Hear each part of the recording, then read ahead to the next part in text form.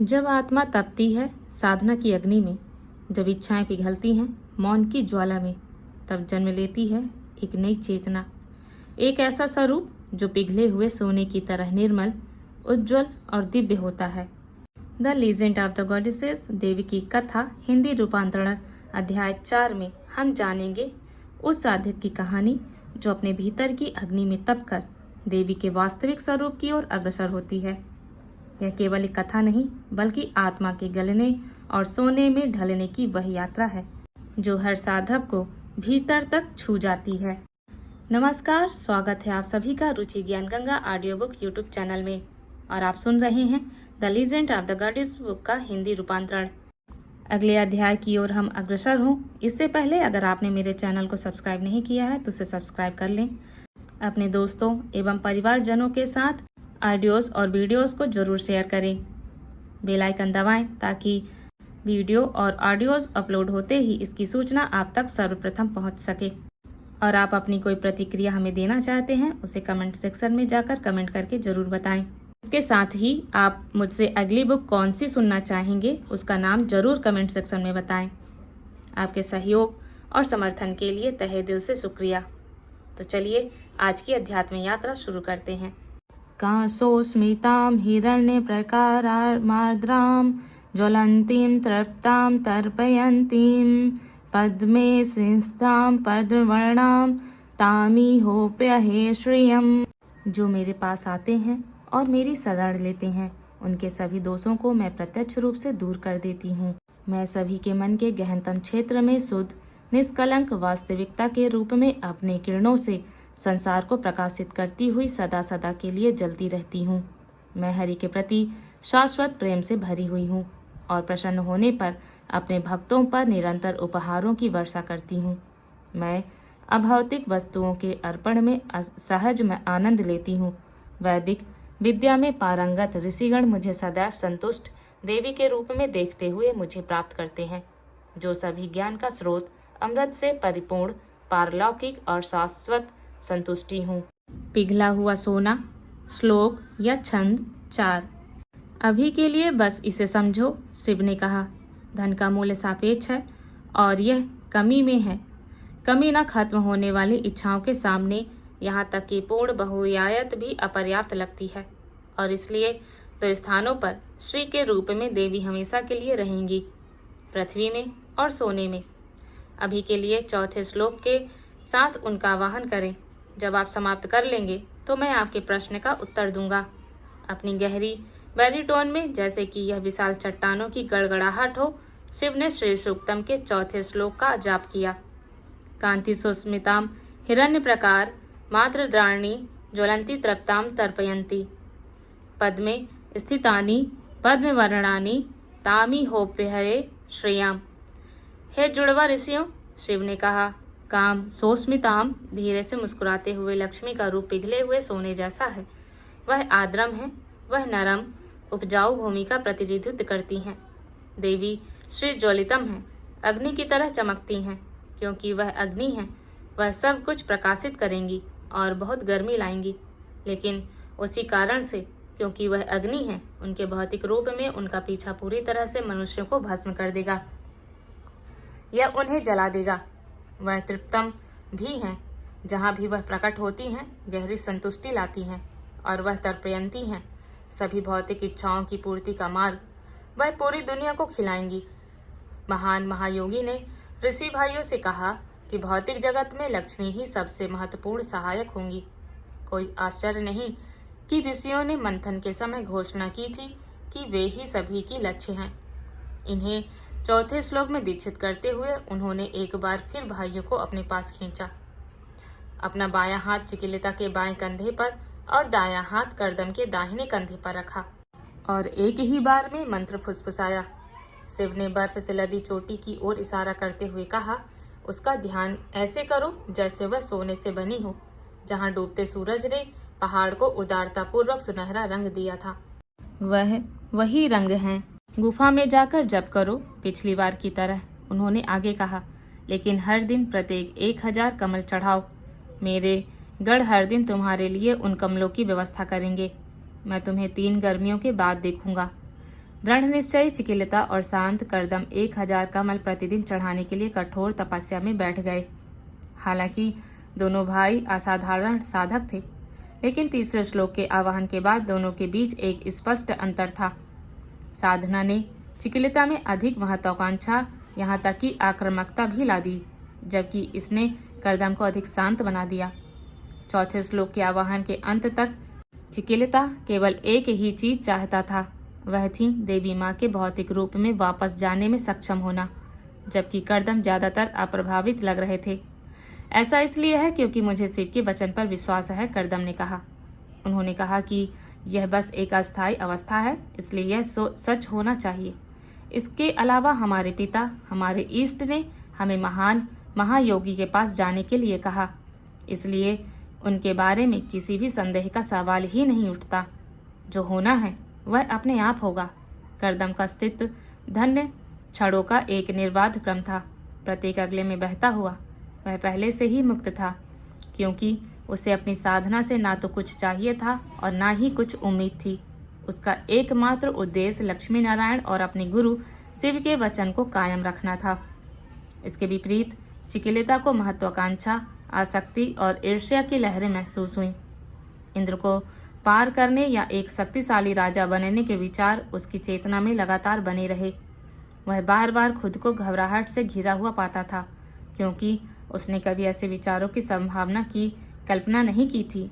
उन चीजों को चाहने की तो बात ही छोड़िए, करदम की शांति और धैर्य के लिए ईर्ष्या करने के लिए उसे खुद पर गुस्सा आ रहा था। चिकिलिता ने अपने भाई से कई बार बात करने की कोशिश की थी, लेकिन करदम के लिए न केवल उसकी भावनाओं को समझना मुश्किल था, बल्कि करदम भी शांत रहना चाहता था और अपनी साधना में डूबा रहना चाहता था। करदम अपने गुरु के निर्देशों का अपने दिल, दिमाग और आत्मा से सम्मान करना चाहता था। जितना अधिक चिकिलिता अपने भाई से बात करता, करदम के लिए यह मुश्किल होता। देवी माँ के स्वर्ण रूप का ध्यान करते हुए वह अपने जीवन में और अधिक सोना चाहता था, जो कि अजीब था, क्योंकि ऐसा नहीं था कि उसने वास्तव में इंद्र के शानदार जीवन को देखा था, लेकिन फिर वह विष्णु की समृद्धि का साक्षी था, जिसकी भव्य जीवन शैली शिव के कठोर तरीकों से बहुत अलग थी। चिकिलिता को यह बात समझ में नहीं आ रही थी कि वैकुंठ छोड़ते समय उसके मन में ये इच्छाएं या भावनाएं क्यों नहीं थीं। उसे क्यों, अभी क्यों? करदम के लिए 3 साल तेजी से बीत गए, 3 दिन के बराबर महसूस हुए, जबकि चिकिलिता के लिए वे 30 साल की थकाऊ अवधि की तरह गुजरे। लेकिन उनके प्रयास निसफल नहीं हुए, क्योंकि देवी माँ का एक रूप उनके सामने प्रकट हुआ, शिव के वचन की पुष्टि करते हुए कि उनका गायब होना अस्थायी होगा। नमो नित्यानवाद जगतः सर्वहेतवे में ज्ञानाय निस्तारंगाय लक्ष्मी नारायणात्मने। मैं उन सनातन, शुद्ध और अविचल दिव्य माँ को प्रणाम करता हूँ, जो नारायण की आत्मा, अस्तित्व का आधार और परम ज्ञान है। इस प्रकार उन्होंने आनंद और एक स्वर में जयकारा लगाया। सदा गौरवशाली हिरण्य वर्णम स्वर्ण वर्ण वाली देवी माँ का स्वागत किया। यह एक प्रार्थना थी जो उन्होंने एक बार इंद्र को करते हुए सुनी थी, और यह उनकी पसंदीदा प्रार्थना बन गई थी। करदम ने देवी को साष्टांग प्रणाम किया और फिर अपने ध्यान मुद्रा में वापस आकर अपनी आंखें बंद कर ली। वह इन सब से परे चला गया था। उसका हृदय और मन उत्कृष्ट भक्ति में डूबा हुआ था। उसे कुछ भी नहीं चाहिए था। उसने पहले से ही महसूस किया था कि दिव्य माँ उसके अस्तित्व में बह रही थी, जैसे नसों में रक्त बहता है। हालांकि चिकिलिता एक बच्चे की तरह रोया और देवी के पैरों को पकड़ लिया। उसने उसे खींच लिया और गले लगा लिया। उसके द्वारा फैलाए गए प्यार और गर्मजोशी ने चिकिलिता की सुखी आत्मा को सुकून दिया। हाँ, वह धन और वैभव की देवी थी, लेकिन वह उसकी माँ भी थी, और इसलिए उनकी आंखें भी आंसुओं से भर गईं। वह समझ गईं कि चिकिलिता को आत्मसंदेह और इच्छाओं ने कैसे सताया था। उसे यह बताने की जरूरत नहीं थी कि वह उसे क्या बताए। वह कैसे परस्पर विरोधी आवाजों के बीच उलझा हुआ था और निरंतर विचारों से ग्रस्त था। उसने धीरे से उसके सिर को सहलाया और आंसू पोंछे। क्यों माँ, क्यों? चिकिलिता रोया। तुम क्यों गायब हो गई? और मैं करदम की शांति, स्थिरता और बोध क्यों नहीं पा सका? मैं बस तुम्हारे दिव्य ध्वनि रूप को जीवंत करना चाहता था। मैं कहाँ गलत हो गया? दिव्य माँ ने कहा, तुम गुरु स्थान पर हो, अपने गुरु के निवास पर। यह मेरा बोलने का स्थान नहीं है। शिव ही तय करेंगे कि तुम्हें कितना प्रकट करना है। मुझे यहाँ प्रकट होना पड़ा क्योंकि तुमने मेरे सुक्तम के साथ मेरे रूप को जीवित किया, लेकिन इसलिए भी क्योंकि मैं एक माँ हूँ। मैं तुम्हें टूटे हुए दिल और बीमार दिमाग से घिरा हुआ नहीं देख सकती थी। शिव वही करेंगे जो सही है, वह वही करेंगे जो तुम्हारे लिए अच्छा है। उन्होंने बड़े प्यार से अपने रेशमी वस्त्र के किनारे से उसके निरंतर आंसुओं को पोंछा, धीरे से उसके गालों को सहलाया और गायब हो गई। चिकिलता ने अपनी बाईं ओर देखा और करदम अभी भी पद्मासन में बैठे थे, गतिहीन और मौन। करदम पूर्ण संतुलन और शांति की मूर्ति की तरह लग रहे थे। क्या मेरा दर्शन वास्तविक था या यह मेरा मन खेल खेल रहा था? चिकिलता ने सोचा, लेकिन संदेह हवा सुगंध से भरी थी, यह प्रेम से भरी थी। उसने उस दिन की भेंट को देखा, 2000 कमल का ढेर जो उसके सामने पड़ा था। दोनों भाइयों ने 1-1000 चढ़ाए थे। उसे लगा जैसे वह कोमा से जागा हो, अपने आसपास के माहौल को समझने की कोशिश कर रहा हो। सूरज ढलते ही करदम उठे। उस गोधूली में जुड़वा भाई अपनी गुफा से बाहर निकले और शिव के निवास तक पहुंचे। अंधेरा था। क्षणभंगुर संध्या पूरी तरह से रात की पवित्र शांति के सामने आत्मसमर्पण कर चुकी थी। शिव की धधकती धुनी से उछलती घुमड़ती लपटें महायोगी की विशाल उपस्थिति को मंत्रमुग्ध कर रही थीं। ऋषि भाई शिव के चरणों में गिर पड़े। अभिभूत महसूस करते हुए उन्होंने उनके सामने खुद को दंडवत किया और उन्हें कई तरह की सम्मानपूर्ण उपाधियां दी, जैसे महारेता, सर्वोच्च अमृत, पशुपति, प्राणियों के स्वामी, उग्र तेज, प्रचंड तेज, कामेश्वर, इच्छाओं के स्वामी, महातंत्र, सर्वोच्च तंत्र, अघोर नाथ, वाम मार्ग के स्वामी और कई अन्य। मैं तुमसे प्रसन्न हूँ, शिव ने कहा, लेकिन शेष छंद समय के साथ दूसरों द्वारा आवाहन किए जाएंगे। करदम हाथ जोड़कर बैठ गए। हालांकि इस समय चिकिलता के दिमाग में और श्लोकों का उच्चारण करना आखिरी बात थी। हे नीलकंठ, मुझ पर दया करो। हे शंभु, उसने कहा, पिछले 3 साल मेरे लिए बहुत कठिन रहे हैं। आपकी कृपा से करदम और मैंने चौथे श्लोक को जीवंत किया है, और जैसा आपने कहा, मैंने अपनी माँ के फिर से प्रकट होने का गवाह बना। लेकिन मैं पहले से कहीं कम अपने मन पर नियंत्रण महसूस करता हूँ। सभी तरह के विचार मेरी चेतना को झकझोरते हैं, जिनमें से कुछ का उल्लेख करने में मुझे शर्म भी आती है। एक ही साधना का मेरे भाई करदम पर बिल्कुल अलग प्रभाव क्यों पड़ा? चिकिलता, अपने साथ नरमी बरतें, शिव ने करुणा से कहा, जबकि भाग्य ने इसमें भूमिका निभाई थी। यह इसलिए भी है क्योंकि आपने विष्णु के निर्देशों की शक्ति को कम करके आंका था। जब उन्होंने तुम्हें अनुमति और दीक्षा के लिए मेरे पास आने को कहा तो तुम सहमत नहीं थे। इसके अलावा यहाँ की अपनी यात्रा पर भी तुम मुझे अपना गुरु मानने के लिए खुद को राजी नहीं कर सके। इसलिए तुमने सवाल किया कि क्या विष्णु ने जो सलाह दी थी वह वास्तव में आवश्यक थी। यह इस तथ्य के बावजूद था कि उन्होंने तुम्हें स्पष्ट रूप से कहा था कि तुम मेरे पास वैसे ही आओ जैसे एक शिष्य गुरु के पास जाता है। हे महादेव, चिकिलता अपने आंसू नहीं रोक सका। कृपया मुझे माफ करें। क्या मुझे उस एक गलती के कारण इतनी बड़ी कीमत चुकानी पड़ेगी जो अज्ञानता से हुई थी? कभी कभी गलतियां बीज की तरह होती हैं, हे प्रतिभाशाली ऋषि, शिव ने कहा। छोटी सी गलतियां भी गहरी जड़ें जमा सकती हैं और लंबी हो सकती हैं। दोनों भाई उत्सुकता से देख रहे। महायोगी कुछ क्षणों के लिए चुप रहे। देखो चिकिलता, शिव ने कहा, यह भाग्य का एक झटका था, आंशिक रूप से अपने गुरु के प्रति तुम्हारे संशय संदेह के कारण, कि तुम मेरे बाईं ओर और करदम मेरे दाईं ओर बैठे। मैंने तुम दोनों को एक ही समय पर दीक्षा दी थी। चूंकि तुम मेरे बाईं ओर थे, इसलिए तुम्हें वामाचार में दीक्षा दी गई, जो तंत्र का बायां हाथ वाला मार्ग है, जो भौतिक लाभ और सांसारिक इच्छाओं को पूरा करने के लिए बनाया गया है।